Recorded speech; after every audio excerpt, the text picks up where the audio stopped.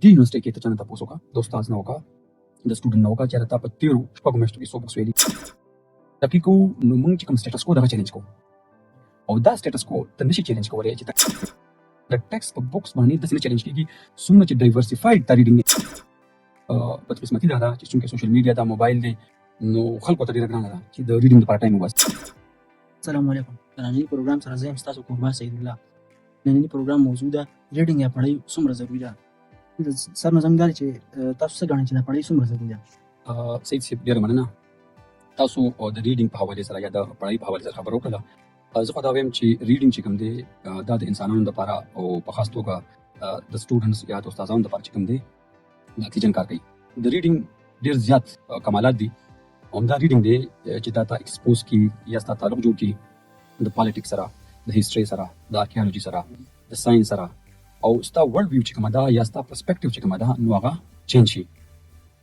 نو د ریډینګ نه بغیر انسان چې کوم دی خاص کر په موجوده دور کې ژوند کول ډېر ګران دي. او د هغې وجه دا ده چې کله موږ انفارمیشن دومره زیات شوی دی نو د انفارمیشن ځان له چې کوم دی دا یو ډېر کمپلیکیټډ فینامنا ده. د دې انټرپریټیشن کول یا د دې په هغه ریل اسنس باندې ځان پوهول چې کوم دی دا د یو سړي لپاره ډېر ګران کار دی چې انلیس اینډ انټل هغه ریډینګ نه کړي او یا د هغې دغه سړي بیک ګراوند کوم هسټري واخلو یا پالیټکس واخلو د هغې بیک ګراوند سټډي نه وي نو دا به ډېر ګرانه شي. بل زه به دا ووایم چې ریډینګ چې کوم دی دا خو اکسیجن څه کوي چې دا ستا کریټیکل تھینکینګ ډیولپ کړي. او د کریټیکل تھینکینګ نه زموږ مراد دا وي چې موږ کله چې معلومات یې چونکې اوس خو د پروپاګانډې یو ډېر لوی دور دی نو دغه کریټیکل تھینکینګ چې کوم وي نو دغه انفارمیشن ته بیا د هغې په توګه باندې چیلنج کولی شي. د دې نه علاوه ریډینګ چې کوم دی دا ستا کمیونیکیشن سکل چې کوم دی نو دا ډېر پالش کړي. ستا د پرسنالټي یو لوی حصه چې کومه ده نو دا کمیونیکیشن سکل دی نو دا د ریډینګ سره بیا نور هم ډېر ښکلي شي. د دې نه علاوه ستا چې کوم ایموشنز دي هغې باندې ته قابو راوستی شي.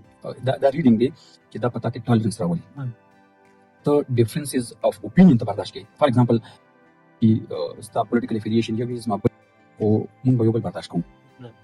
او زما دا خیال دی چې دا ټالرنس یا د اکسپټنس چې کوم دی نو دا د ریډینګ نه بغیر ممکن نه دی. اوس که موږ وګورو په دې موجوده دور کې خاص کر په سوشل میډیا په حوالې سره موږ وګورو نو زه چې کله کله کمنټس ګورم یا دا لینګویج ګورم نو زه ډېر زیات خفه شم. مطلب دا دی چې زما په خیال پولیټیکل ایډیالوژیکل ډیفرنسز چې کوم دي نو دا ښکلا ده. او بیا دا نور ښکلی شي چې موږ دغه خلک چې کوم دي دغه اکسپټ کړو او نه صرف دا اکسپټ کړو بلکې د هغو سره یو ښه تعلق هم جوړ کړو. زموږ ستا به ایډیالوژیکل ډیفرنسز وي، پولیټیکل ډیفرنسز به وي، خو نه موږ بیا به هم ملګري یو. موږ به یو ځای کښېنو، جرګه به کوو، ډیبیټ به کوو. نو دا څیز ستا کې سټډي راولي. اوس سمپل انفارمیشن نه دي، دا ډېر یو کمپلیکیټډ او کمپلیکس فینامنا.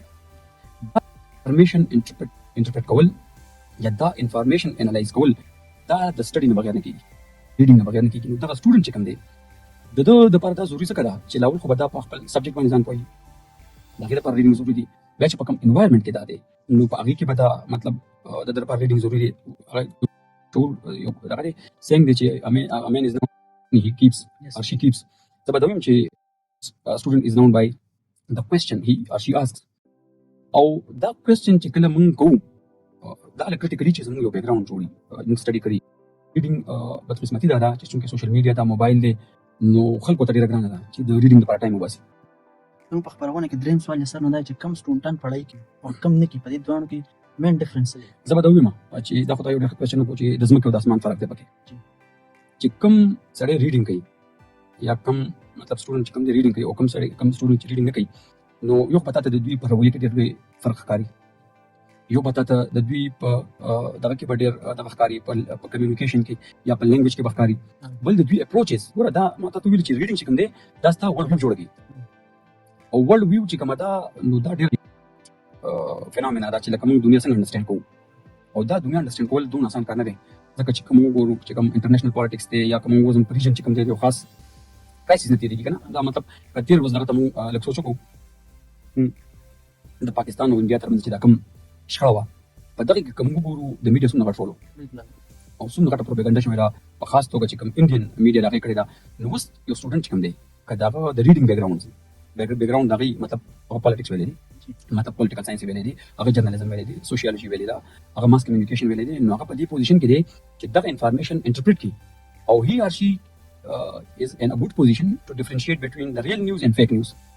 چې کله ترقی کوو نو موږ چې کوم سټیټس کو دغه چیلنج کوو او دا سټیټس کو ته نشي چیلنج کولای چې تا ریډینګ نه کړي دا د ټیکسټ په بوکس باندې د څه چیلنج کیږي څومره چې ډایورسفایډ تا ریډینګ نه کړي ټان چې پړای نه کی دا سر موږ پړای سره څنګه راوستي شو صحیح چې دا یو ډیر مهم کوېشن تاسو کو او زه به دا وایم چې دا صرف د سټوډنټس لپاره نه ده دا زموږ اورال د دې قوم لپاره یو لوی مطلب یو علمي ده چې که تاسو زموږ کنه په کورونو کې به موږ خیر نه ګورو دې یونیورسيټي کې ته چانه تاسو وکړه د استاد نه وکړه د سټوډنټ نه وکړه چې راته په تیرو شپږ میاشتو کې څو بوکس ویلي دي دا جو کې چې کسان په مخ ته راشي خو ماته یو ډیر عجیب غونډه کې سچويشن کار چې داسې کسان ډیر کم چې ریډینګ کړي سټوډنټان ریډینګ تر بلل چې کوم دي زه دا وایم چې د مور او پلار ډیر غټ ځمېداري جوړي په کور کې یو داسې انوایرنمنت دی لکه مطلب د چا بچی چې نو کم از کم زیات نشي کولای چې یو غنټه په ورته ریډینګ لپاره چې هغه کې بدانې چې تم میت سوکو دا به دغه ماشوم خوخي پلار مور بو سره کېږي او ته به دا و چې د خپل ماشوم یو هغه بو کې اندازه پوره کې چې د کم کې انټرست دی